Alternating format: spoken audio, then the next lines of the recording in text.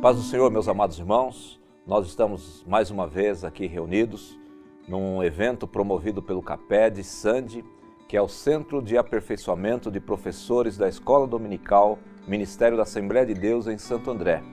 O CAPED tem por objetivo proporcionar ferramentas para a melhoria e aperfeiçoamento dos nossos professores da Escola Bíblica Dominical, e este é mais um dos eventos patrocinados pelo CAPED Sande.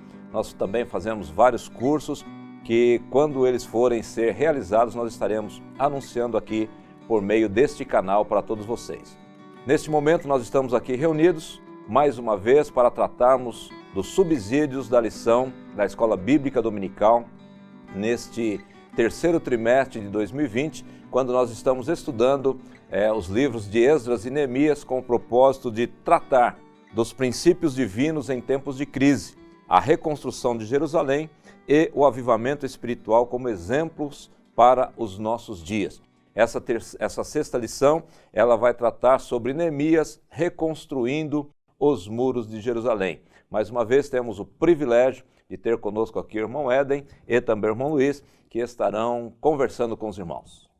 A paz do Senhor Jesus, querido professor, Deus possa enriquecer grandemente a sua preparação para a sua aula, para que seja da melhor maneira ministrada na sua congregação. Desde já agradeço e é uma imensa alegria estar mais uma vez com nossos irmãos, uma alegria poder cooperar com o CAPED, cooperar com o Ministério de Santo André, que estejamos juntos avançando nessa construção de conhecimento ao longo desse trimestre.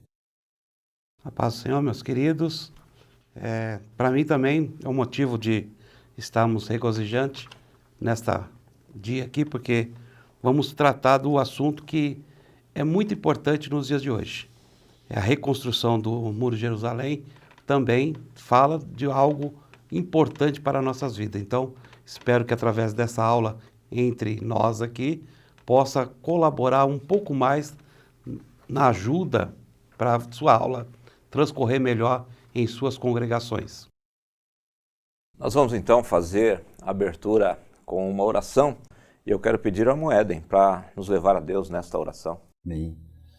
Querido Deus, é no nome de Jesus que nós pedimos a sua bênção, a sua graça, que o Senhor venha nos abençoar, nos usar como instrumento nas tuas mãos, nos dando sabedoria para compartilhar da melhor maneira, Senhor, recursos que sejam da tua inspiração, nos ensinando, nos instruindo, ó Deus, nas riquezas da sua palavra. Te pedimos, nos abençoe e abençoe o nosso querido irmão, irmã, professor e professora que estará acompanhando na sua preparação de aula, para que seja uma grande bênção. É que nós te pedimos e te agradecemos em nome de Jesus. Amém. Amém. A lição de número 6 desse terceiro trimestre, ela tem por título Neemias reconstrói os muros de Jerusalém. O nosso textuário ele está registrado em Isaías capítulo 60 e o versículo 18, que diz: Nunca mais se ouvirá de violência na tua terra, de desolação ou destruição nos teus termos, mas aos teus muros chamará salvação e às tuas portas louvor. A verdade prática diz assim: somente despertados podemos vencer qualquer obstáculo para realizarmos a obra de Deus. O texto bíblico em classe está registrado em Neemias, capítulo 1, versículo 1 a 4 e capítulo 2, versículos 1 a 9. As palavras de Neemias, filho de Acalias: E sucedeu no mês de Quisleu, no ano 20º, estando eu em Suzã, a fortaleza, que veio Anani, um dos meus irmãos, ele e alguns de Judá. E perguntei-lhes pelos judeus que escaparam e pelos que restaram do cativeiro e acerca de Jerusalém. E disseram-me: os restantes, que não foram levados para o cativeiro, lá na província estão em grande miséria e desprezo, e o muro de Jerusalém fendido, e as suas portas queimadas a fogo. E sucedeu que, ouvindo eu estas palavras, assentei-me e chorei, e lamentei por alguns dias, e estive jejuando e orando perante o Deus dos céus. Sucedeu, pois, no mês de Nisã, no ano 20º do rei Artaxerxes, que estava posto vinho diante dele. E eu tomei o vinho e o dei ao rei, porém nunca antes estivera triste diante dele. E o rei me disse: por que está triste o teu rosto? pois não estás doente? Não é isto senão tristeza de coração. Então temi muito em grande maneira e disse ao rei: Viva o rei para sempre! Como não estaria triste o meu rosto, estando a cidade, o lugar dos sepulcros dos meus pais, assolada, e tendo sido consumidas as suas portas a fogo? E o rei me disse: Que me pedes agora? Então orei ao Deus dos céus e disse ao rei: Se é do agrado do rei, e se ao teu servo é aceito em tua presença, peço-te que me envies a Judá, à cidade dos sepulcros de meus pais, para que eu a edifique. Então o rei me disse, estando a rainha sentada junto a ele: Quanto tempo durará a viagem, e quando voltarás? E aprouve ao rei enviar-me, apontando-lhe eu um certo tempo.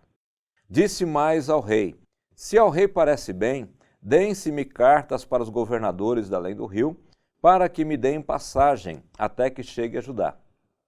Como também uma carta para Asaf, guarda do jardim do rei, para que me dê madeira para cobrir as portas do paço da casa, e para o muro da cidade, e para a casa em que eu houver de entrar. E o rei mas deu, segundo a boa mão de Deus sobre mim. Então vim aos governadores da além do rio, e dei-lhes as cartas do rei, e o rei tinha enviado comigo chefes do exército e cavaleiros. Amém.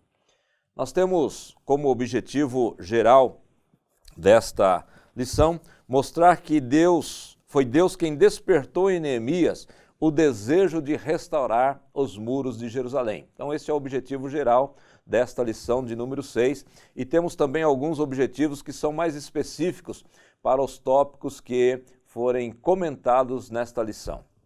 O primeiro objetivo é mostrar como Deus respondeu às orações de Neemias. Segundo objetivo é saber como foi a chegada de Neemias a Jerusalém. Temos como terceiro objetivo específico explicar como Neemias iniciou a reconstrução dos muros. Depois, no quarto objetivo, compreender que o levantamento dos muros provocou grande oposição. Quinto objetivo específico é apontar como foi a inauguração solene dos muros. E no sexto objetivo específico, conscientizar a respeito dos ensinos que a construção dos muros traz. Então esses são os objetivos que ao findar da aula você deve ter alcançado juntamente com os seus alunos, para que esta lição ela fique bem marcada e bem ensinada para todos eles. Nós vemos na lição anterior, na lição de número 5, a reconstrução do templo, ela foi retomada e finalmente foi concluída no ano 516, 515, aproximadamente, antes de Cristo. Quando chegamos no ano 458, Esdras recebeu autorização do rei Artaxerxes para retornar a Jerusalém. Entretanto, os muros da cidade permaneceram destruídos até o ano 445.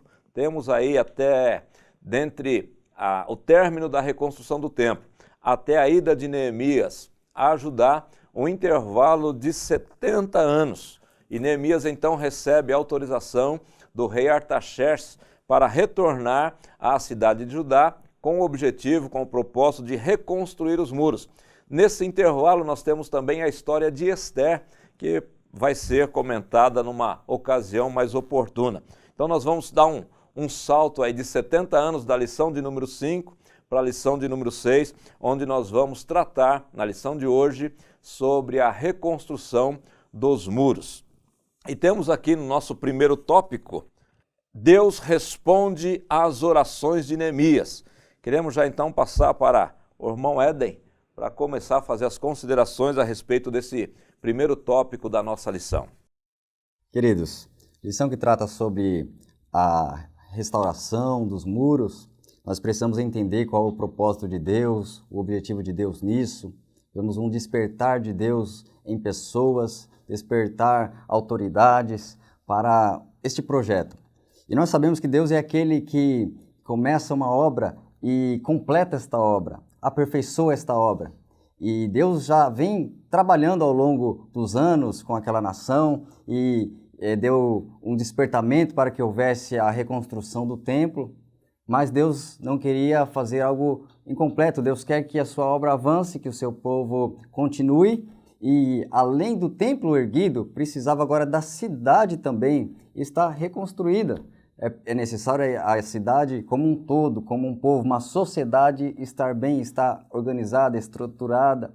E foi levantado o templo, mas os contornos estavam ainda derrubados, destruídos, queimados a fogo, né? O seu muro que mostra a sua segurança, sua proteção, seus limites, sua demarcação que impede até um acesso do inimigo, precisaria estar de pé, precisaria estar levantado. E Deus agora vai utilizar este homem, o servo de Deus, Neemias, que é interessante ver o trabalhar de Deus colocando pessoas certas nos momentos certos, no lugar certo. E Deus é quem permite agora este homem, Neemias, estar junto ao rei, esse Neemias estar junto ao imperador, que tinha autoridade para até conceder permissão, para legislar em favor dessa causa, né? E aí nós vamos ver que era uma situação onde que precisava-se agora de um mover de Deus novamente, Deus trabalhar. E o que acontece? Esse Neemias, por uma permissão de Deus bendita, está lá junto ao rei como um copeiro. Copeiro é alguém que está num cargo de alta confiança.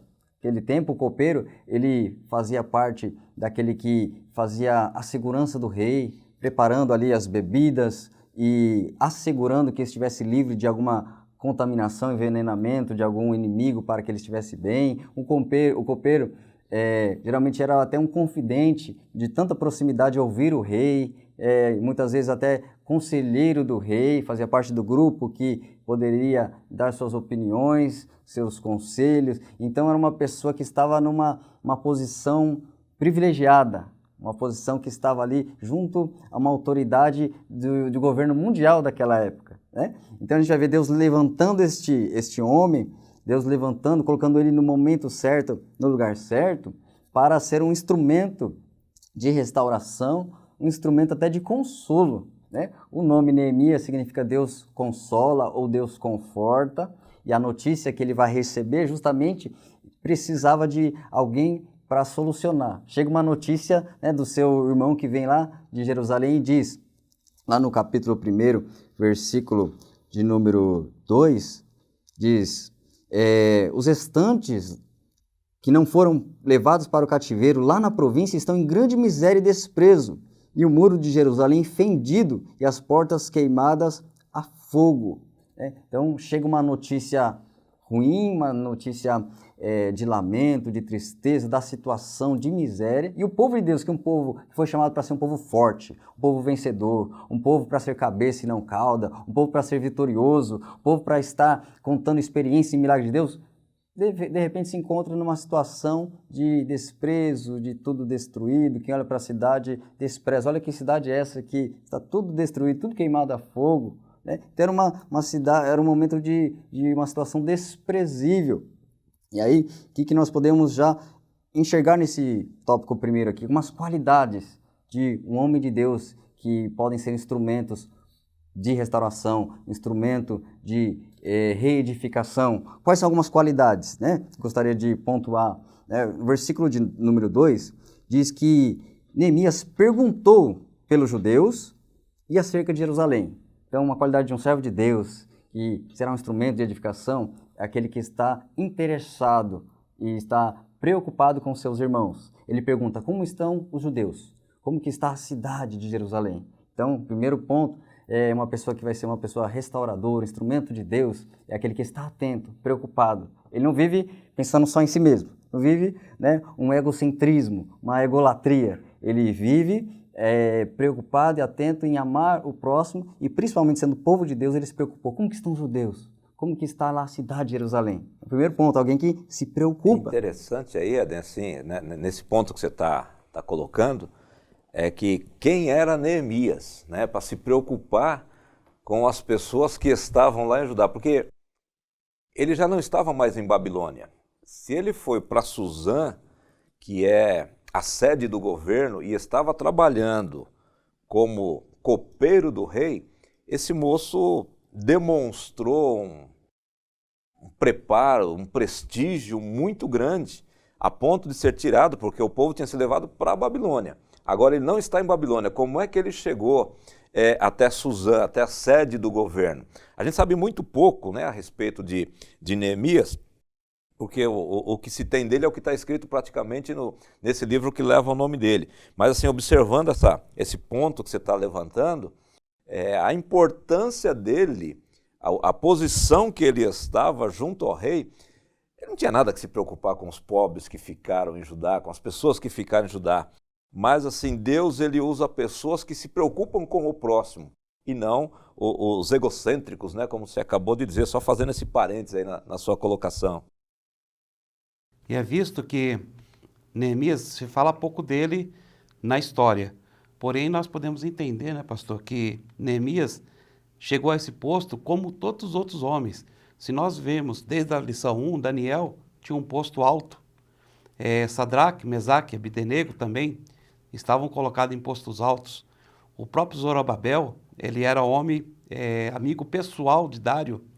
O Esdra também é um homem que se destacou e por isso teve o privilégio do rei para vir e ser o sacerdote, ser aquele que instruiria o povo na lei. Então Neemias também tinha essa qualidade. Ele se destacou como sendo um servo. E eu quero destacar no que o Éden falou, porque a palavra Neemias, ou o nome Neemias, tem significado consolador. E o consolador ele tem 4 características básicas. O primeiro das características dele é que ele é um servo de Deus e servo do homem. Ele está servindo o homem, que é o rei, mas ele serve a Deus. Ele não era um homem aleatório, ele servia a Deus. Segundo ponto que nós podemos entender também, como você citou mesmo o versículo 2 do capítulo 1, ele perguntou, e ao perguntar ele escutou Anani.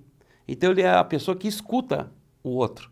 Ele está disposto a escutar os problemas, as situações, o que está ocorrendo. Ele é uma pessoa preocupada com a situação. Então, o Consolador tem essa preocupação de escutar para entender a situação. Terceiro tópico, terceira coisa que nós podemos entender do Consolador, que ele é uma pessoa que tem empatia.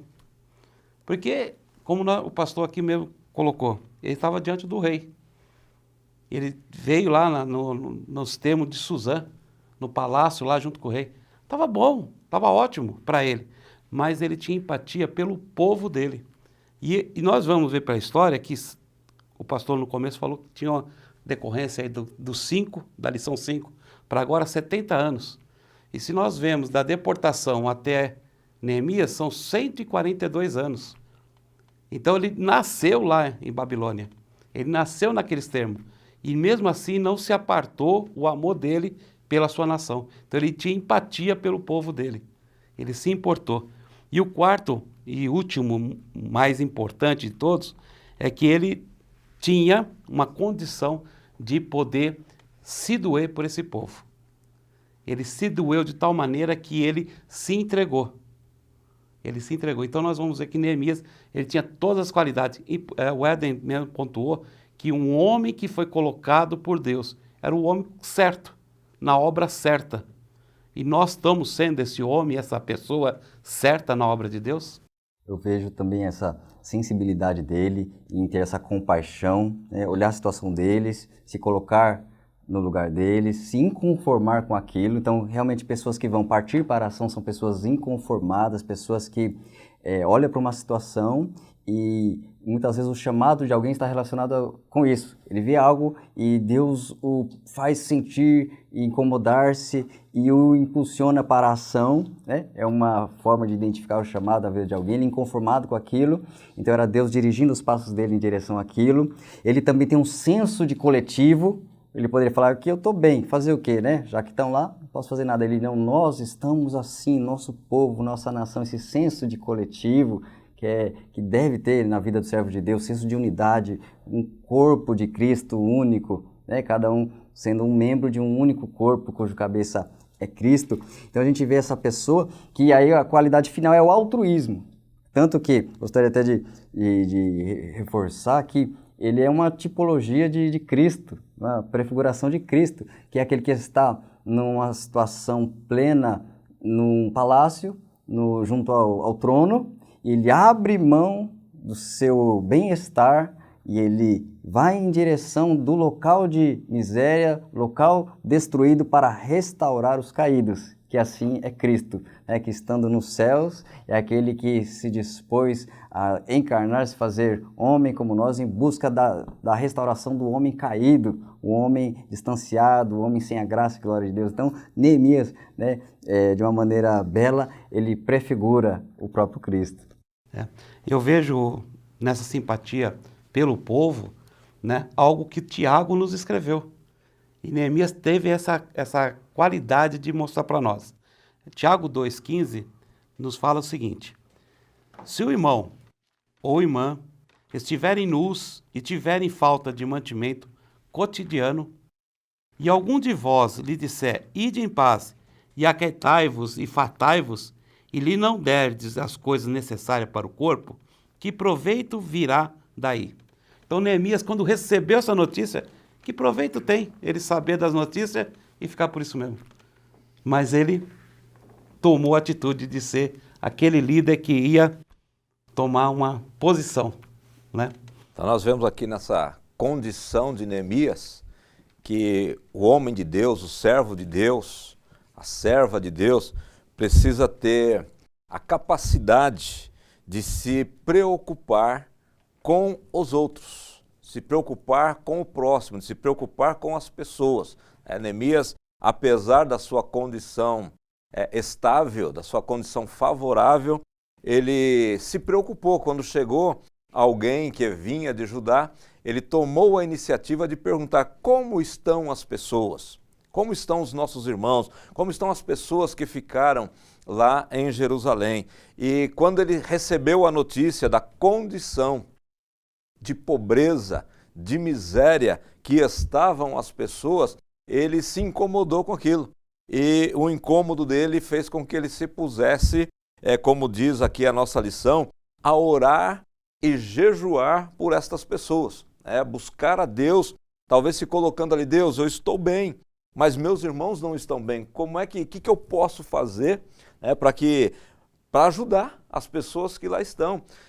Talvez ele nem imaginasse o que pudesse fazer, mas ele se colocou diante de Deus em oração, foi buscar a Deus. Então o tópico de número 2, ou o subtópico número 2, vai dizer que ele, angustiado pela notícia que recebeu, ele vai jejuar e orar. E nós vemos aqui a importância da oração, né?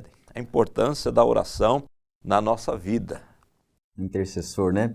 Ele, ouvindo essas palavras, assentei-me, chorei, lamentei por alguns dias e estive jejuando e orando perante o Deus dos céus. É algo profundo, não é apenas algo momentâneo quando se recebe uma notícia assim, que pena. Não, é algo profundo, tocou no fundo da alma dele, de alguém se lamentar, chorar, jejuar, e ele recorre a Deus, o que pode resolver, que é a reação que o servo de Deus deve ter diante de qualquer notícia ruim, qualquer situação lamentável, é clamar aquele que tudo pode, é recorrer a Deus. Ele busca, ele ora, e aí os meses citados no texto vai mostrar que foram aproximadamente 4 meses orando, intercedendo. Então ele estava ali perto do rei, mas não tinha essa liberdade, esse atrevimento de falar com o rei. Ele ainda também não sabia como resolver a situação, mas estava orando e clamando e esperando Deus agir, Deus abrir uma solução, uma saída para aquilo. E ele também, como copeiro, não podia misturar as coisas. Ele ter esse cargo privilegiado de acesso ao imperador não dá a ele o direito de contar os problemas dele. Ele deveria ter uma qualidade do copeiro também, era não expressar sentimentos diante do rei, porque ele está lá para servir da melhor maneira, da melhor postura, ser agradável e nunca chegar com seus problemas, seus lamentos, suas dificuldades, né, se aproveitar do privilégio do acesso, não. Então, por isso que ele teve essa cautela, ele ficou esperando em Deus. Então, olha essa sabedoria, essa prudência de não passar, como diz aí, o carro à frente dos bois e correr para falar com o rei antes da hora, não. Sabiamente ele ficou primeiro orando, esperando Deus abrir a oportunidade. Maravilha. E aí Deus ouviu a oração e abriu a oportunidade. Ele, como disse o Éden, não poderia expressar a sua tristeza, não poderia expressar os seus sentimentos, suas dificuldades diante do rei. Ele podia estar sofrendo, o copeiro podia estar sofrendo o que fosse. Ele tinha que chegar diante do rei com um sorriso estampado no rosto, com um ar de satisfação, para não transparecer as suas dificuldades, as suas necessidades. Mas um dia, o rei olha para Neemias e fala: você não está bem. Doente, eu sei que você não está. O que está acontecendo? Era a oportunidade que ele precisava para abrir o coração, para dizer o que estava passando, e convicto de que se Deus tinha dado aquela oportunidade, Deus ele encaminharia as outras situações, né? Então o rei olha para ele e pergunta para ele, né? Por que você está triste? Por que está triste o teu rosto? Porque você não está doente. E aí o rei entende, isso não é tristeza de coração, ou melhor, não é isso tristeza de coração? Então diz que o Neemias temeu muito, porque ele não poderia deixar transparecer a sua tristeza.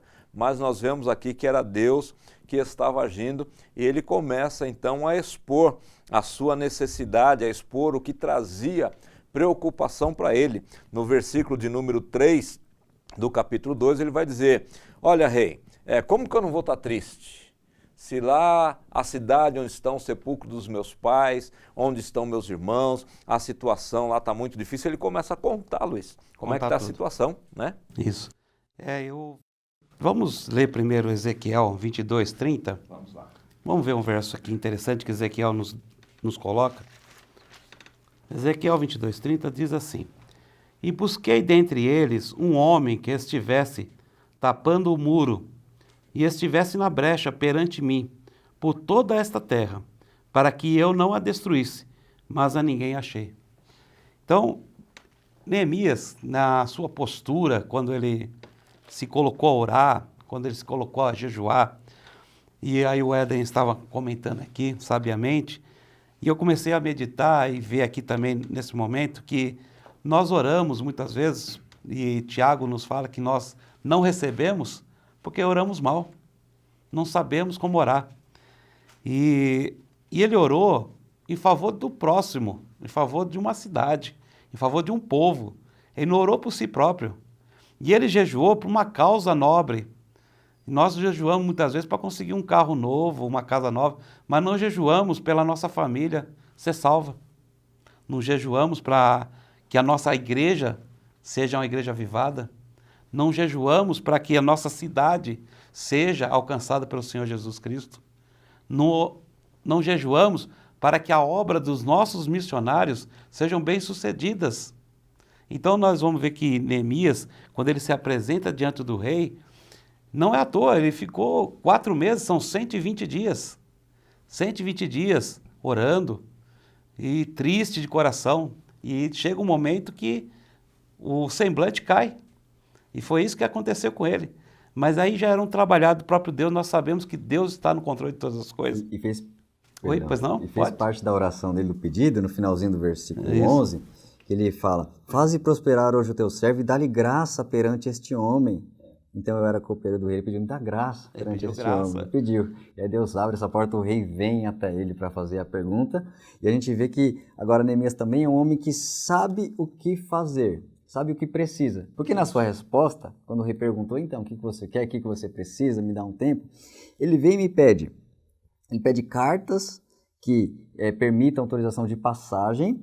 Versículo de número 7. O versículo de número 8 também ele pede uma carta que seja permitida liberação de material para construção. Ele pede madeira. É o versículo 8, vou aproveitar e ler. Capítulo 2, versículo 8, que diz: como também uma carta para Asaf, guarda do jardim do rei, para que me dê madeira para cobrir as portas do paço da casa, e para o muro da cidade, e para a casa em que eu houver de entrar. E o rei mas deu, segundo a boa mão de Deus sobre mim. Ele tinha carta de autorização, ou seja, a lei estava do lado dele agora. Inclusive, esse temi sobremaneira tem outra questão interessante, porque havia anteriormente uma lei do próprio império que era para parar a construção, para parar a edificação de Jerusalém, e então tinha leis contrárias. Ele vem agora pedir uma lei para revogar uma ordem anterior, então é uma coisa que não se pede para um imperador,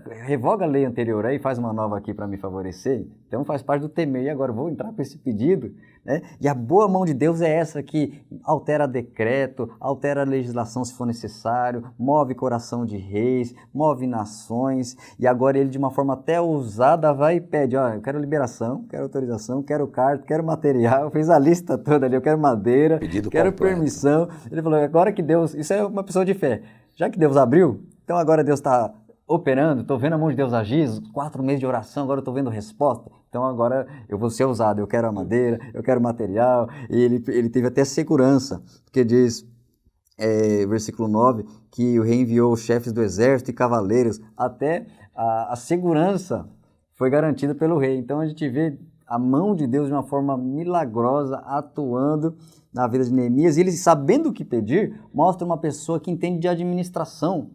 O livro de Neemias, a pessoa dele, o seu trabalho é reconhecido como um exemplo de administração. Exemplo de líder, né? De liderança, ele trata sobre liderança, ele trata sobre recursos, sobre planejamento, análise, que a gente vê um pouco mais adiante quando ele chega.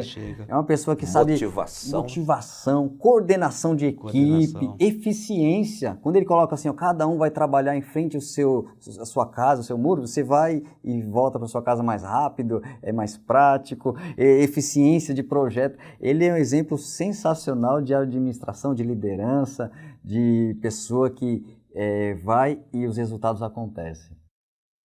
Nesse versículo de número 6,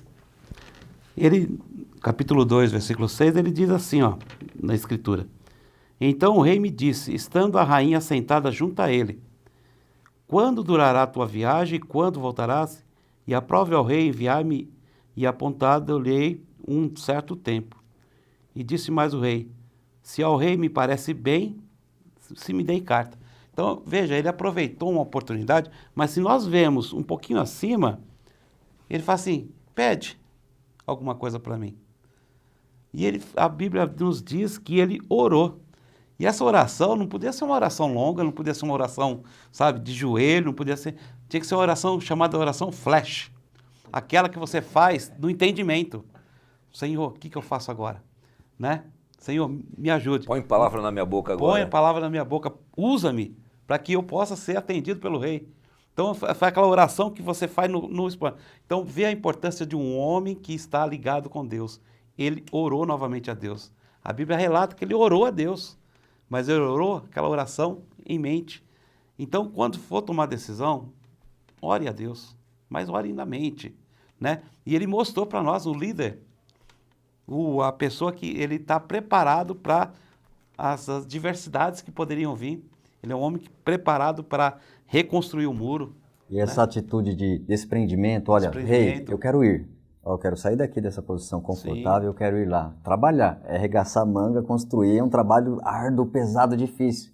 Aí me lembra as palavras do apóstolo Paulo, em Atos capítulo 20, versículo 24, quando ele diz assim, olha, em nada tenho a minha vida por preciosa, contanto que cumpra com alegria a minha carreira e o ministério que recebi do Senhor Jesus, para dar testemunho do Evangelho da graça de Deus. O apóstolo Paulo, não é a minha vida que é preciosa, é precioso eu cumprir o que Deus tem na minha vida. E assim foi Neemias. Não é precioso eu estar confortavelmente aqui, precioso eu estar fazendo a vontade de Deus agora. Então, meus irmãos, nós vemos agora um homem que estava numa posição confortável, sendo incomodado por notícias desfavoráveis do seu povo, aplicando seu coração à oração, Deus permitindo que fosse percebido pelo rei a sua tristeza, o seu lamento, e agora o rei abre espaço, ele pede ao rei, faz esses pedidos todos aqui ao rei, e o rei concede. Então ele se desloca e vai até Jerusalém, que é o segundo tópico da nossa lição de número 6. Neemias chega a Jerusalém. E como já foi dito aqui, ele é um estrategista. Ele não chega com arroubos, ele não chega cantando vitória. Ele chega lá silenciosamente, não conta para ninguém o que veio fazer e ele vai inspecionar, ele vai avaliar o terreno, ver se de fato era aquilo mesmo que tinham dito para ele, checar como é que estava de fato a situação para depois ele se apresentar, Éden. Verdade. Ele chega com toda a prudência, são qualidades, são virtudes do servo de Deus, prudência. Ele então chega, primeiro tem outro detalhe também, ele ouviu falar, olha, disseram que tem muro queimado, portas destruídas, e ouve tudo aquilo. E aí diz a palavra de Deus que ele chega, ele sai à noite com poucas pessoas, discretamente, contornar a cidade, averiguar, e diz que ele foi checar a situação. Então uma coisa é ouvir, né? Às vezes nas igrejas também se ouve muita coisa, se comenta muita coisa, né? A língua é um instrumento difícil de domar, e aí ele ouve, e agora ao chegar lá ele vai averiguar, checar a situação, se é isso mesmo, foi verificar, foi avaliar, dali que sai a confirmação para prosseguir a execução de planejamento. Ele, como bom administrador, então ele avalia, ele calcula, daí que ele vai saber quantidade de material, como fazer. Então ele faz essa avaliação de modo sábio. E após avaliar, ele chama a liderança, chama eles para declarar, para dizer.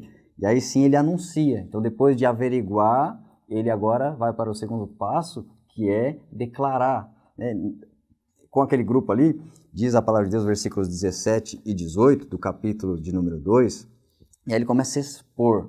Então ele avaliou, ele inspecionou, o próprio Cristo é aquele que avalia e inspeciona a igreja, nós devemos avaliar, examinar a si mesmo, examinar o contexto ao nosso redor, sempre antes de agir, e agora ele vem, então chama para expor. No versículo 17, 18, ele fala sobre, olha, vejam a miséria que estamos, Jerusalém assolada, as portas queimadas, né? Então ele fala, olha, a cidade está sem muros, olha, eu estou vendo aqui de perto. Então ele chamou, convocou para essa reunião, né? Portas queimadas, porta que era o local tão importante da cidade, de entrada e saída, permissão de acesso, e até naquele tempo os juízes se reuniam nas portas da entrada da cidade para tratar assuntos importantes. Então quando fala, a porta está queimada, qual a situação da autoridade nessa cidade e do juízo, da justiça nessa cidade? Que ali se encontravam os juízes, os anciãos, pessoas de mais respeito, experiência e influência para tratar os assuntos, e da porta da cidade sair as decisões. Aí fala, uma cidade está sem porta? O que está acontecendo? Está tudo largado? Não tem justiça? A simbologia disso é que o muro representa a segurança. Então, nós cercamos nossa casa, fechamos nossas casas com muro, segurança, né? A própria palavra de Deus nos diz que se nós não vigiarmos, em vão vigia o sentinela. Para que se coloca o sentinela? Se coloca o sentinela em muros para que possam ficar vigiando. Então, o muro representa a segurança. E porta, que é a porta de entrada ou saída, mas ela também tem uma representação de juízo ou de justiça, né? Como você tem falado, justiça. Justiça refere a quê? Refere que o povo não estava recebendo a justiça, o atendimento necessário. Atendimento necessário. Toda boa cidade ela deveria ter o templo, ter um local de adoração a Deus, a cidade deveria ter os contornos, proteção, deveria ter portas, os juízos, deveria ter também torres no seu contorno, mostra vigilância, um povo que está atento aos inimigos, alguém está lá de olho o tempo todo ali, um revezamento nessa função de vigiar. Então, chega lá, não tem torre, não tem muro, não tem porta, né? Que situação que está. E aí ele fala do cenário, nessa reunião, lá no versículo 18, agora ele fala a boa notícia. Ele não pode só falar, olha, tá ruim. Né? O servo de Deus não é, tá ruim, né? Fazer o quê? Né? Ele vem, expõe a situação, o líder é aquele que entende, sabe enxergar e sabe ler a realidade ao redor, ler os fatos, que é o que ele faz no 17, e aí ele parte para o versículo 18, quando ele diz, então lhes declarei como a mão do meu Deus me fora favorável, como também as palavras do rei que ele me tinha dito. Então disseram, levantamo-nos e edifiquemos, e esforçaram as suas mãos para o bem. Então ele vem com um testemunho, olha, estou aqui, olha o cenário, olha a realidade, mas olha como Deus já está trabalhando, como Deus moveu o rei para prestar atenção num empregado. Olha, o rei perguntou o que eu quero, o rei me autorizou, o rei assinou, o rei deu um cheque em branco, gasta lá que é na minha conta. Né? O rei falou, pode ir, só pode ser milagre. E aí foi, como o pastor Paulo citou, que né, ele é um mestre em encorajamento, né? E o povo logo na sequência foi a resposta, a reação do versículo 18, levantemos e edifiquemos. Né? Ou seja, então vamos levantar e vamos fazer. Olha o povo parado, sem fazer nada há anos, vê alguém que conta isso, olha, Deus fez esse milagre, está operando, e alguém, opa, então vamos levantar agora. Olha a motivação chegando, né? E aí, esforçaram as suas mãos para o bem. Então, ó, veio força para as mãos, né? É assim a palavra e os testemunhos de Deus devem descer, ó, vêm pelo nosso ouvido, descem ao coração e promovem força para a mão, é a realização da obra de Deus. A gente olhando para essa reunião de Neemias com o povo ali, né? Depois ele avaliar toda a situação, a gente está vivendo num momento em que está em moda o coaching, né? Que é a motivação. Né? E olhando para esse texto, a gente percebe que não existe melhor motivação, melhor tratamento de coaching do que oração e palavra de Deus, resposta de Deus. Né? A resposta de Deus é a melhor motivação, que a gente, sem desprezar os treinamentos, né? Sem desprezar treinamentos, mas assim, tem gente que hoje está querendo levar a obra de Deus através desse estilo de coaching, né? de treinamento, e querendo motivar a obra de Deus através deste sistema. Mas nós olhamos para a palavra de Deus e percebemos que a maior e melhor motivação, que tira o homem da miséria, como diz o texto aqui, que eles estavam na miséria, que tira o homem da miséria, levanta, né, a sua autoestima e faz com que ele arregace as mangas para trabalhar, para fazer alguma coisa, é você contar a resposta de Deus, é você expor a palavra de Deus, que isso é importantíssimo. Neemias fez isso e conseguiu então arrancar forças de onde não tinha, motivação de quem não tinha, para fazer uma obra que estava há 70 anos parada. 70 anos parada. E aí o tópico de número 3 vai dizer que Neemias, então, depois de motivar o povo, ele inicia o levantamento dos muros. E aí o Éden já até começou a dizer um pouquinho anterior qual que foi o plano e a tática do Neemias, né, de pegar as pessoas e escalá-las, né, para edificar.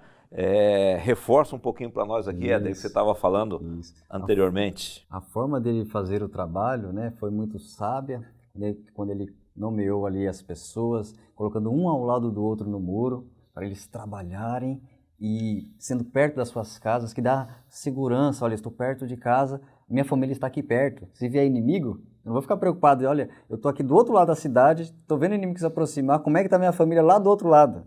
Seria uma preocupação, não, estou aqui perto da minha casa. Se vier o inimigo também, até esse senso de defesa, esse senso, né, do ser humano, opa, aqui é a minha família, minha casa aqui pertinho, eu vou enfrentar, isso daria mais encorajamento. Então a gente vê organização, sabedoria, eficiência, ele estaria perto para ir para casa e retornar. Então é fantástico ver essa administração, essa coordenação do servo de Deus, Neemias, nesse momento. E aí o que a gente pode ver também? Que ele é um idealizador e também um realizador. Tem pessoa que é idealizador, tem muita ideia, olha, eu tenho um grande projeto, uma grande visão de algo que pode acontecer, uma coisa fantástica, algo tão perfeito que pode surgir, mas nunca põe em prática. Esse momento aqui, esse tópico 3, agora é a hora da ação, é a hora de agir. Ele orou, ele pediu a permissão, ele avaliou, mas aí o projeto não pode ficar no papel, o projeto não pode ficar lá só no esboço, tem que ser colocado e concretizado, né? Então ele é aquele que é um idealizador e um realizador. Ele começa, esse encorajamento traz força para o povo trabalhar. Eu queria deixar um versículo aqui no capítulo 3, versículo 1, quando começa a citar os nomes, que eu acho interessante, que ele motivou, encorajou, mas também foi muito importante o empenho da liderança. Olha o versículo de número 1, que cita o sumo sacerdote. Diz assim o versículo 1, e levantou-se Eliasibe, o sumo sacerdote, com seus irmãos, os sacerdotes, edificaram a porta do gado, a qual consagraram e levantaram as suas portas, e até a torre de Imeá consagraram, e até a torre de Ananel. Então, o primeiro versículo, o que a gente vê? A liderança à frente. O primeiro lá, quando foi fazer a lista esse capítulo, na sequência, mostra nomes, né? Muitos nomes que trabalharam, que estiveram ali, né? Mostrando também Deus conhece cada um pelo seu nome. Na obra não somos apenas um número, Ele nos conhece pelo nome. E no versículo 1 mostra já primeiro da lista, o sumo sacerdote e os sacerdotes. Era pôr mão na massa, bloco, cimento, material, seja o que for, estavam lá trabalhando, fazendo. Não ficaram assim, eu sou só sumo sacerdote, meu serviço é só sacrifício de animal. Não, estou aqui para trabalhar liderança como exemplo. E outra coisa que eu achei interessante, que foi no versículo 5, que eu queria citar aqui dois versículos, o 5 e o 12. O 5 fala de alguns que não colocaram a mão. Por que a gente já pode enxergar aqui? Que nunca é 100%. O povo se uniu, foi trabalhar, mas nunca é 100%. No 5 mostra que teve alguém, ó. Porém, os seus nobres não meteram o seu pescoço ao serviço do seu senhor. Tinha alguém do contra, tinha alguém ali ou com inveja de Neemias, ou discordando, ou não queria fazer. Tinha alguém, nunca é 100%. Só que, em contrapartida, o versículo 12 traz uma satisfação que mostra o quê? Ao lado reparou Salum, filho de Aloés, maioral da outra meia parte de Jerusalém, ele e suas filhas, as moças.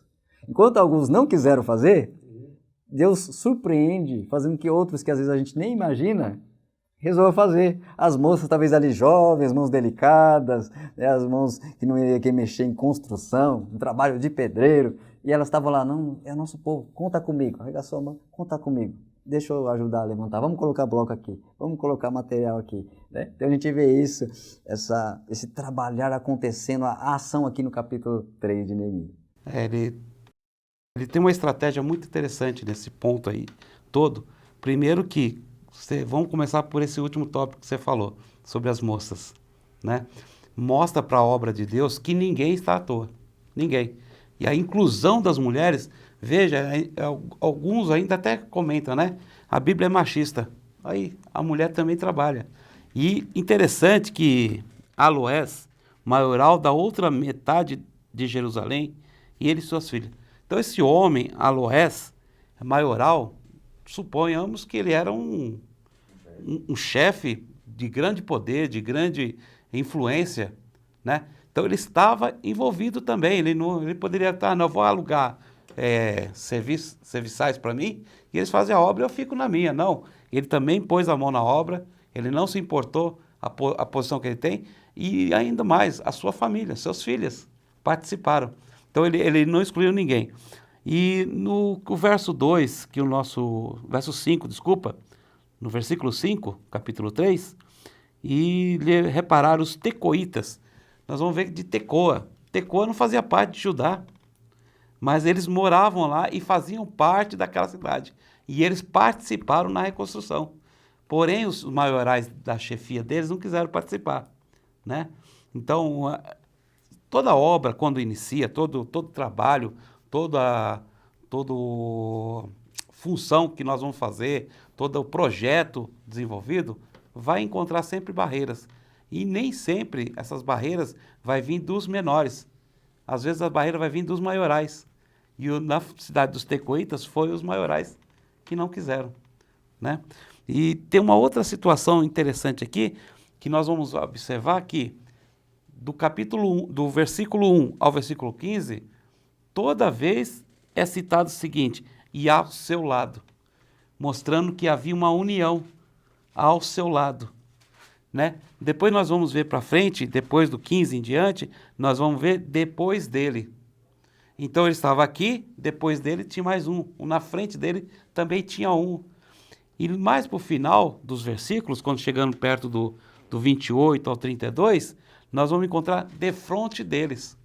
Então não estava somente ao lado, também tinha pessoas à frente e tinha pessoas atrás, todas cooperando, todas trabalhando.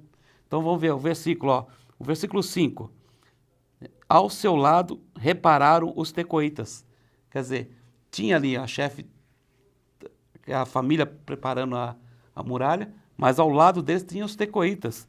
Depois nós vamos ver aqui, depois deles repararam os levitas, Reum, versículo 17. Reum, filhos de Bani e os filhos de Coisa. Depois deles reparou Zadok, filho de Emá, E depois deles reparou Anani, no versículo 30, e no versículo 31. Depois deles reparou Malquias. E aí eu reparo uma coisa. Foi citado o nome de cada um. A importância do nome, de conhecer cada um.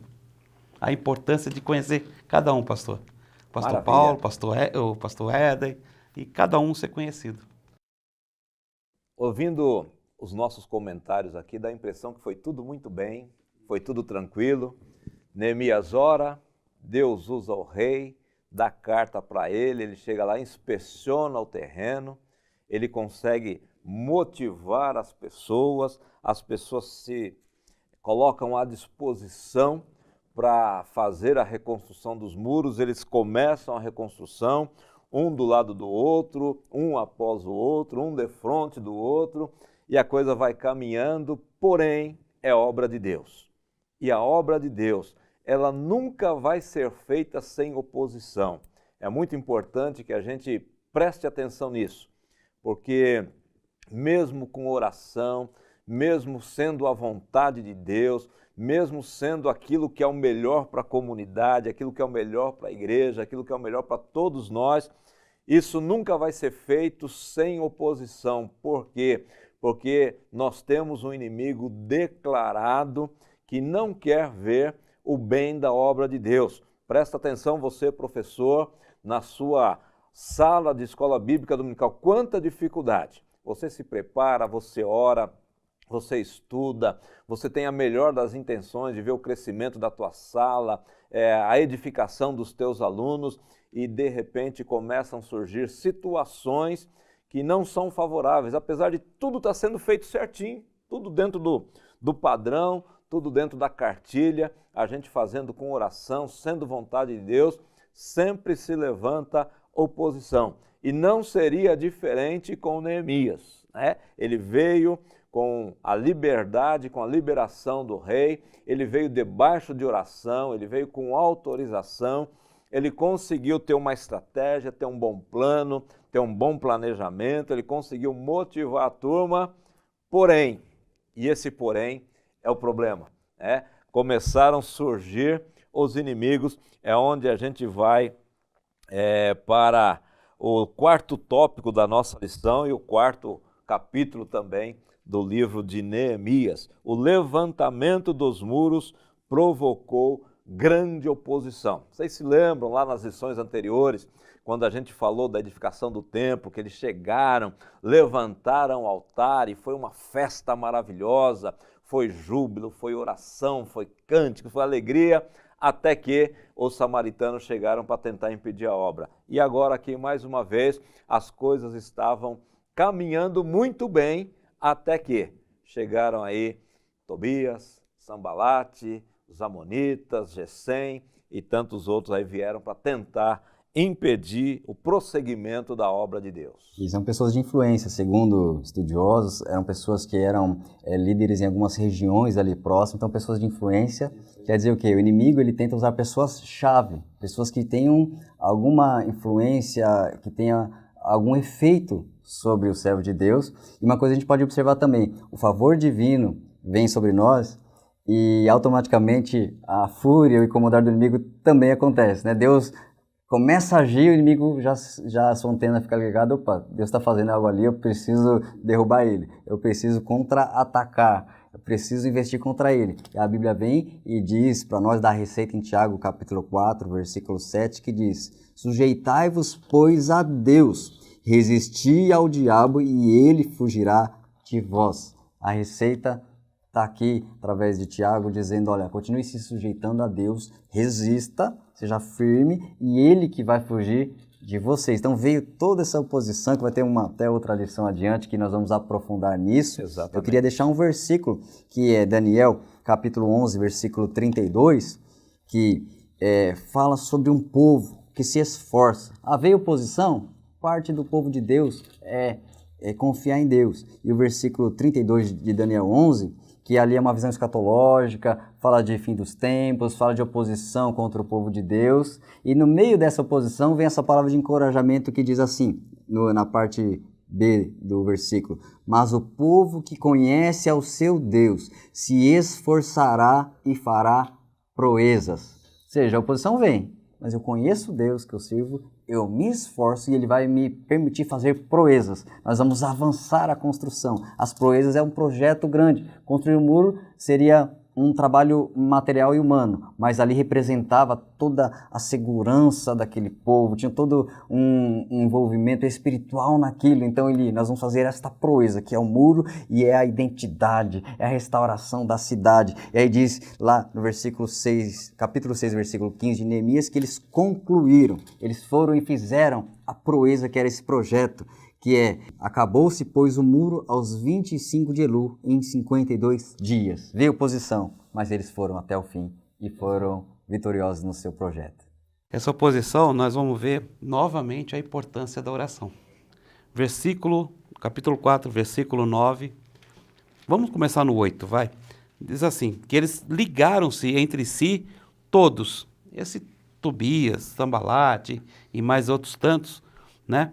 E vieram atacar Jerusalém para desviarem do nosso intento. O que é? Desviar da construção do muro. Porém, nós oramos ao nosso Deus.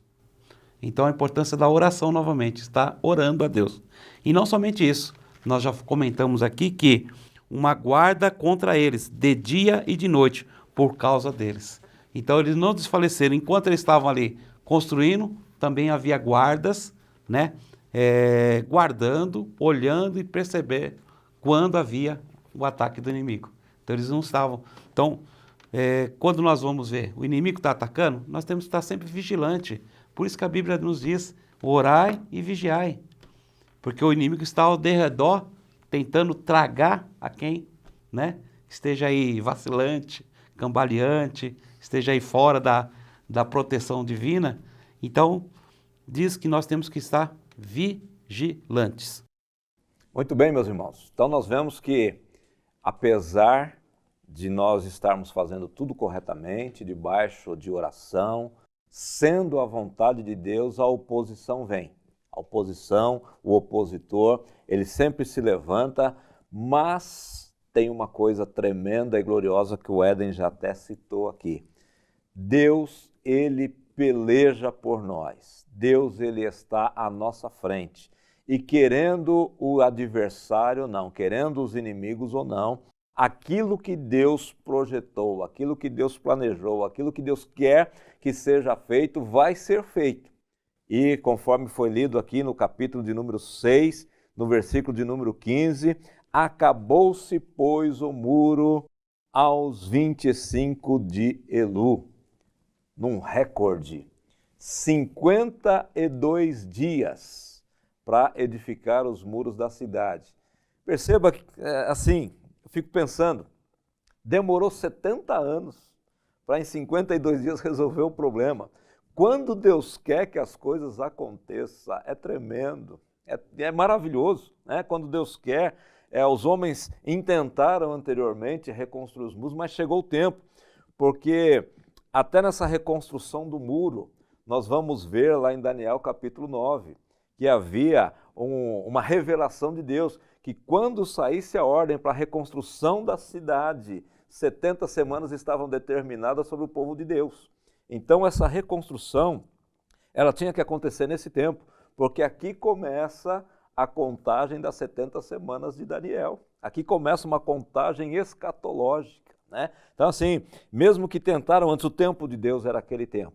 E em 52 dias, apesar das oposições, apesar das tentativas dos adversários, que nós vamos ver numa lição posterior, como foram essas tentativas e qual foi a forma de vencer essas tentativas, o certo é que em 52 dias o muro foi terminado, ele foi concluído, ele foi levantado. Acabou-se, pois, o muro aos 25 de Elu em 52 dias. E aí nós vamos então para o próximo, para o quinto tópico da nossa lição, que isso merece uma inauguração solene. 52 dias, uma batalha duradoura, né, em 52 dias, mas que foi vencida, e agora vamos comemorar, vamos celebrar, né?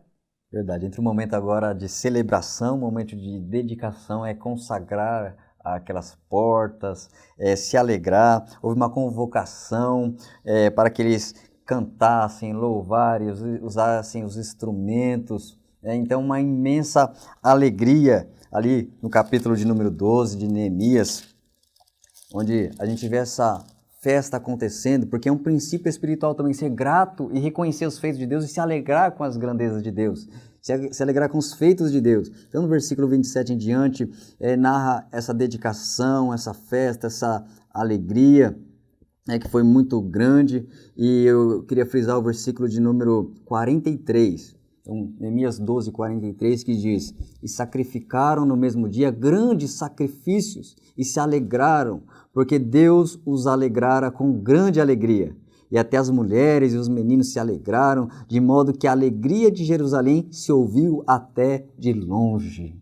Imagine vizinhos, as cidades circunvizinhas ali ouvindo uma grande festa, cântico. De onde vem essa alegria? O povo de Deus avançando, o povo de Deus concluindo, o povo de Deus comemorando. Então é um princípio também que devemos ter no nosso coração, é contar os testemunhos, contar as bênçãos de Deus, as maravilhas de Deus. Tem até um salmo de número 40, verso de número 5, que fala sobre contar as maravilhas de Deus. Quero aproveitar e compartilhar Salmo 40, verso 5, que diz assim, o salmista: muitas são, Senhor meu Deus, as maravilhas que tens operado para conosco. Os teus pensamentos não se podem contar diante de ti. Eu quisera anunciá-los e manifestá-los, mas são mais do que se podem contar. Olha ele se alegrando, olha, são muitas maravilhas que o Senhor opera para conosco. Eu queria manifestá-los, ou seja, a intenção do grato a Deus, do beneficiado pelas bênçãos e maravilhas de Deus, é abrir a sua boca e dizer para todo mundo: olha, Deus está fazendo na minha vida, Deus está me abençoando, eu sou grato. E aí ele fala, e é mais do que se pode contar, eu dizendo e contando ainda é pouco perto de tudo que o Senhor faz. Né? Uhum. Eu quero também só pontuar duas coisinhas sobre essa festividade que foi feita. Vou retroceder um pouquinho no capítulo 2, versículo 8. Tem uma frase que é escrita aqui. No finalzinho do versículo, está escrito assim: e o rei me deu todas as coisas, segundo a boa mão de Deus sobre mim. No capítulo 2 também, no versículo 18, ele novamente fala assim, ó, no início do versículo: então declarei como a mão do meu Deus me foi favorável. Então, nada mais justo do que festejar, porque era a mão de Deus. Então, consagrar, fazer uma festa, porque era Deus atuando na vida do povo. E foi Deus, um recorde de 52 dias, mas foi Deus que providenciou isso, que fez com que os muros fossem construídos. Apesar que tem uma história que conta o seguinte, me permitam ver. Um pastor chegou a certa oportunidade, uma congregação, estavam precisando construir essa congregação, eles ainda pagavam algum aluguel, e ele chegou no culto e falou: irmãos, eu tenho uma boa notícia, mas uma outra que não é muito boa. A boa notícia é que Deus nos deu todos os recursos para construirmos o nosso templo.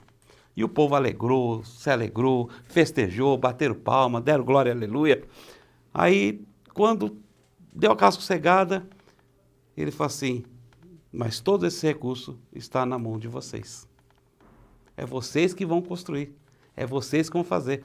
Então, para fazer uma obra, depende de cada um de nós. Sim. Depende de nós. Então, está em nós. E Deus aprovou que eles foram fortalecidos para poder fazer essa obra. Então, nada mais justo do que oferecer, né? Então, com dedicação, os muros de Jerusalém e buscaram levitas de todos os lugares e trazeram a fim de fazerem a dedicação com alegria, louvores, cantos, saltério, aludes e harpas, e ajuntaram os filhos dos cantores também. Versículo 27 e 28 do capítulo 12. Amém. Então nós vemos que toda boa obra realizada por Deus através de nós, ela merece ser celebrada, ela merece ser comemorada. Tudo aquilo que Deus faz deve ser, por nossa parte, agradecido.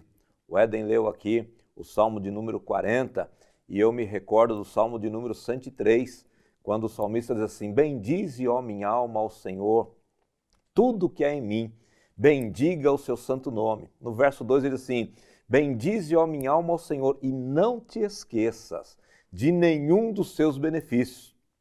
Salmo 116, o verso de número 12, o salmista manifesta uma preocupação.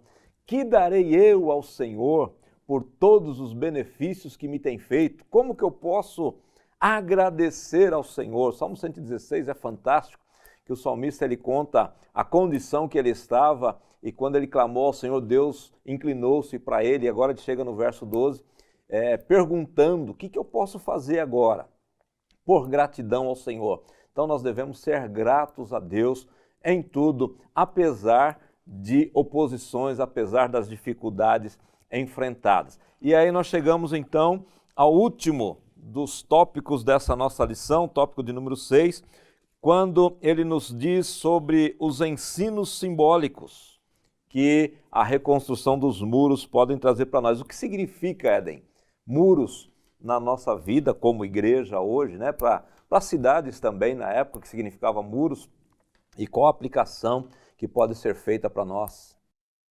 A cidade agora tinha um muro erguido e espiritualmente o povo de Deus, ele tem esse muro espiritual, né? O comentarista cita aqui como o muro da salvação, né? Pode, por exemplo, um crente estar sem os muros, sem a sua vida espiritual levantada? Pode um crente estar sem a sua proteção, suas guardas espirituais de pé fortalecidas, né? É possível um crente estar sem defesas e reações diante do inimigo?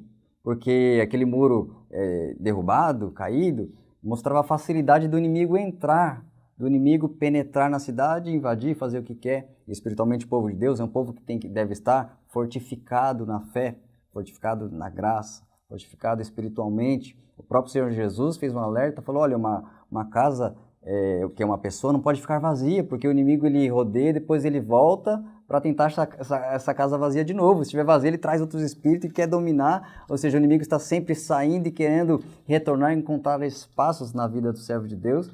Então, esses muros são as delimitações. Eu estou dentro do reino de Deus. Eu estou dentro desta cidade que se chama o reino de Deus, os muros de salvação. Eu estou dentro dele e não quero sair jamais, porque Deus sempre nos deixa aberto o livre-arbítrio. Eu estou dentro dessa cidade santa, Jerusalém, que é o reino de Deus, povo de Deus. Eu faço parte do corpo espiritual de Cristo. E a delimitação aí desses muros, eu não quero ultrapassar para fora, que é o mundo, eu quero ficar dentro. Como o filho pródigo, certa vez, ali, ele tinha todo o conforto, aconchego e riqueza e benefício de estar com seu pai. Um dia ele olha e fala: não, mas eu quero pegar a minha parte, eu quero ultrapassar esse muro, ultrapassar essa fronteira da fazenda, eu quero curtir minha vida. Então ele saiu para fora. E o servo de Deus não pode ter não pode desejar sair desses limites, não pode ter esse muro baixo, que é a resistência contra o inimigo. A palavra nos diz para estarmos preparados contra o mal, fortalecer para os dias maus. Fala, devemos estar preparados para responder com mansidão qualquer um que também questionar a razão da nossa fé, ou seja, tem que defender. Então o muro é a defesa do crente, defesa do servo de Deus, que é um muro que deve estar inteiro, reparado, não com brechas, né? Porque quando se fala em brechas, ou seja, são oportunidades que se abrem para o inimigo entrar, né? Ou seja, o meu muro deve estar completo, íntegro, completamente fechado. Tem até um versículo interessante em Cantares, capítulo 2, versículo 15, que fala sobre estar com o seu campo fechado e tirar as raposinhas.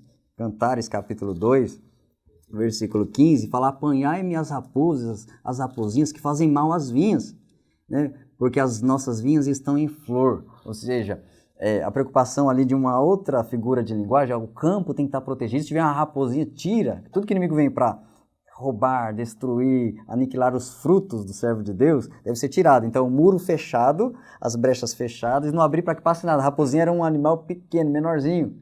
Então, ou seja, eu tenho que fechar os espaços do muro para que nenhuma brecha permita de nada entrar. nem que pareça pequeno, nem que pareça uma pequena concessão, mas se é mundano, tem que falar não. Se é uma palavra ruim, eu devo rejeitar. Porque quando fala em muros também, fala de limites.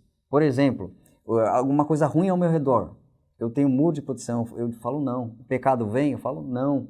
Uma proposta de uma coisa que não agrada a Deus, eu digo não, ou seja, eu tenho um muro fechado, vem umas maledicências, falando mal dos outros, questionando, falando coisas ruins no meio do povo de Deus, por exemplo, uma maledicência, eu tenho que ter um muro, falar não, aqui acabou o assunto, aqui morreu, eu não sou aquele que vou compartilhar e sair espalhando isso, né, uma maldade em relação à vida do outro, uma calúnia, não, aqui é um muro de proteção, eu fecho as portas, né? Vem uma oportunidade de pecado, eu fecho as portas, falo, não, então aqui tem muro de proteção, eu estou firme, meu muro está de pé, não entra coisa ruim, a cidade vai permanecer santa e consagrada a Deus. Outra coisa, Provérbios 22, verso 28, nos escreve assim: não removas os limites antigos que fizeram os teus pais. Não remova os limites antigos que fizeram os teus pais.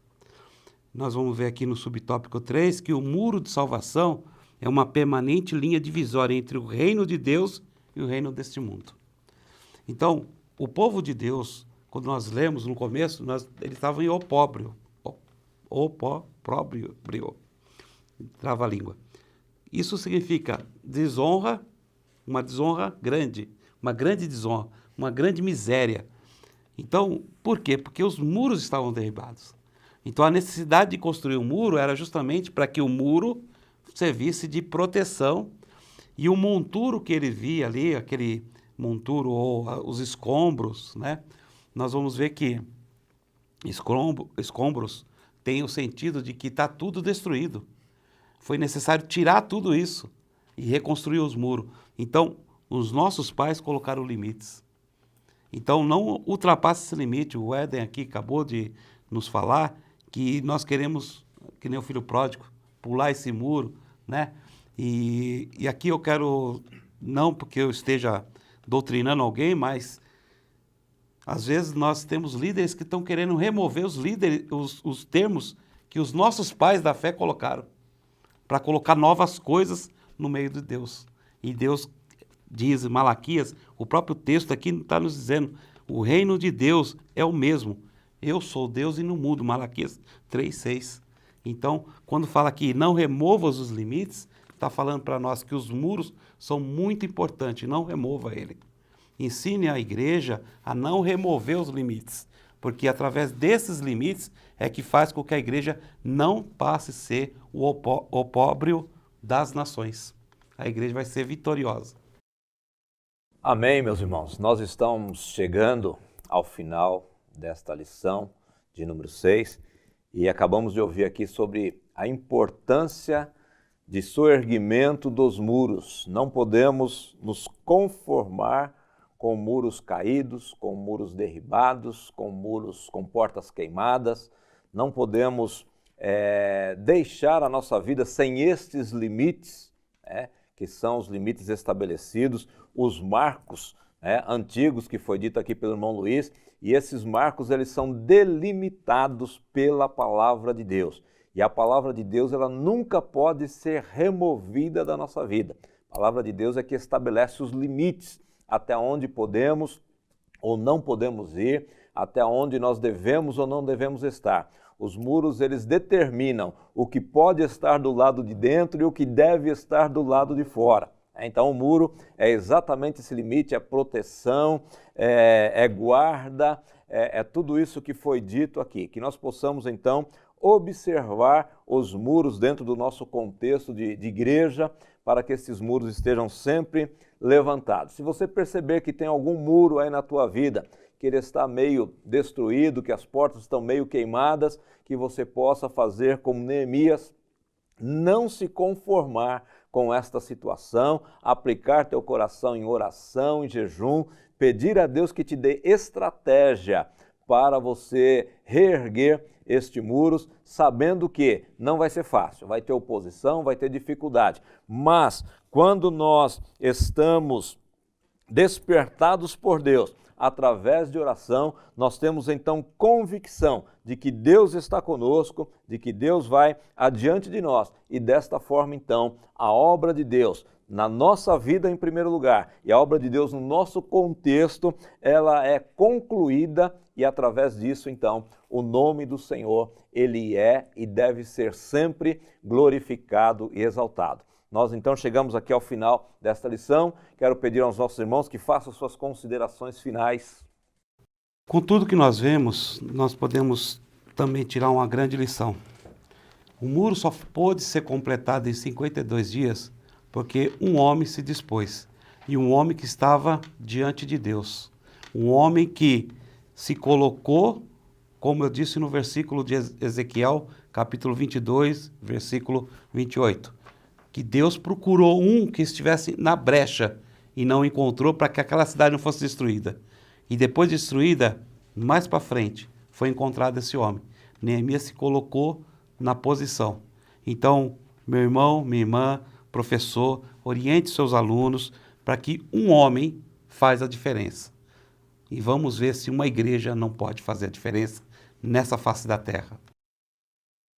Também quero agradecer a oportunidade, agradeço esse compartilhamento que tivemos aqui, é muito bom, nós temos esse momento de edificação e compartilhar com os nossos professores e que nós venhamos guardar todos esses princípios. Neemias, um homem de Deus, levantado com esse altruísmo para ir em favor do povo para uma restauração, uma reconstrução, e que assim seja o povo de Deus, mesmo que passe por crises, mesmo que passe por momentos difíceis. Deus conta com pessoas que são altruístas, estimuladoras e que também na sua vida espiritual estejam com seus muros, a sua vida espiritual erguida, fortificada. Que em nome de Jesus os seus alunos estejam fortalecidos, estejam aqui com essa lição estimulados a levantar qualquer parte do muro que houver ainda incompleta, para que seja aperfeiçoada e cada um dos nossos irmãos e alunos seja uma grande bênção, uma cidade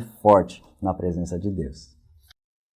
Amém, meus irmãos? Nós aqui do Capé de Sande chegamos então ao final desta sexta lição do terceiro trimestre de 2020, com o desejo de que tudo aquilo que nós comentamos aqui sirva de bom subsídio para que você possa preparar a tua aula e no próximo domingo, quando estiver expondo diante dos seus alunos, você seja uma ferramenta, um instrumento nas mãos do Senhor e que vidas sejam fortalecidas e edificadas através do ensinamento da Palavra de Deus. Portanto, como sempre fazemos, não queremos que você fique restrito a este comentário que deve ser simplesmente uma ajuda para você. Você tem a sua revista da Escola Bíblica Dominical, que deve ser estudada, você tem a Bíblia Sagrada para você ler, meditar, estudar, e sempre falamos aqui de preferência em mais de uma versão. Você tem também comentários bíblicos que você deve ter, um bom dicionário bíblico também, que vai te ajudar muito na preparação da tua aula. E assim nós desejamos então que você tenha uma aula muito produtiva diante da presença do Senhor. Nós vamos fazer mais uma oração e estaremos encerrando então este momento de compartilhamento da palavra do Senhor. Como nós começamos com o irmão Éder, vamos pedir ao irmão Luiz para fazer a oração de encerramento. Meu Deus e Pai, nós oramos, Senhor, neste momento. Nós encerramos esta lição, ó Pai, e queremos, através desta lição, aplicar em nossas vidas. Que nossos alunos, as pessoas que nos ouvem, a nós mesmos também, possamos ter exemplo em nossa vida de Neemias. Um homem que se colocou na disposição de Ti, que orou diante de Ti, que teve empatia pelo povo, que adorou a Ti, Senhor, ó Pai, porque o Senhor era o Deus dele. E nós queremos também fazer de Ti, Senhor, nosso Deus, mas não fazer de boca, mas fazer com coração, com mente, com alma, com corpo, com tudo o nosso ser. Pai Santo, abençoa, Senhor, aos nossos ouvintes, aqueles que estarão estudando esta lição, aqueles que estarão aplicando esta lição, aos nossos pastores, ó Pai. Eu te peço, Senhor, que o Senhor guarde e livre eles de todo mal, para que eles possam também ser homens usados por Ti para a edificação da Tua igreja. Abençoe, Senhor, aqueles que compõem esta mesa, para que eles possam ainda, com sabedoria, continuar, Senhor, ministrando a Tua palavra através do Teu Espírito Santo. Por isso nós oramos agradecidos, em nome de Jesus. Encerramos assim, irmãos, esse comentário desta sexta aula, querendo que Deus continue abençoando a tua vida e a tua família, em nome de Jesus.